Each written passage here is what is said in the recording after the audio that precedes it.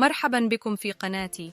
اليوم سأعلمكم كيف تحضرون موس الشوكولاتة بدون بيض.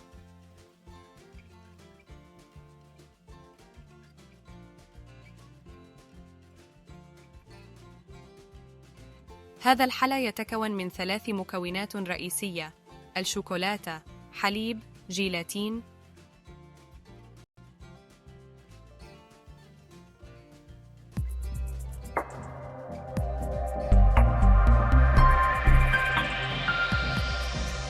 وطريقة العمل: في قدر على النار نضع الحليب حتى يغلي.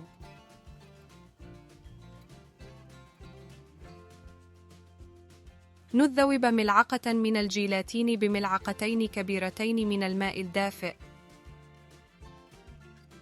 نفرم شوكولاتة الحليب فرما ناعما. نضيف الشوكولاتة المجروشة على الحليب ونحركه حتى تذوب.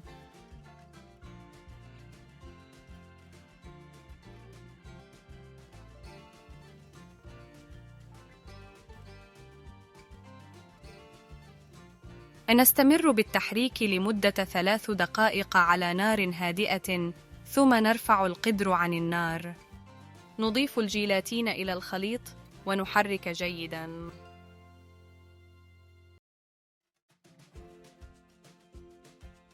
في قالب الكيك نسكب موس الشوكولاتة. يوضع بالثلاجة لمدة لا تقل عن 3 ساعات.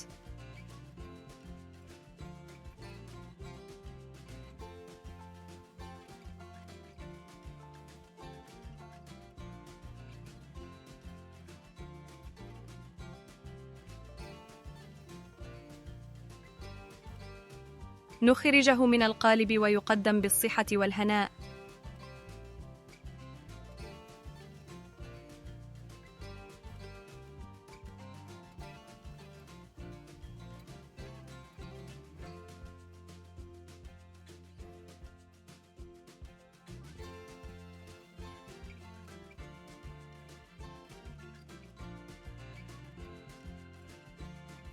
يمكن عمل موس الشوكولاتة بتكاليف أقل بإضافة الحليب والكاكاو والجيلاتين حتى الغليان.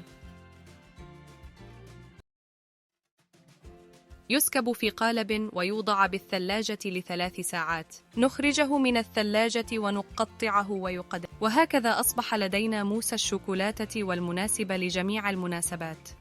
أتمنى أن ينال إعجابكم وأن تجربوه في منزلكم. لا تنسى أن تشترك بالقناة وتفعل زر الجرس.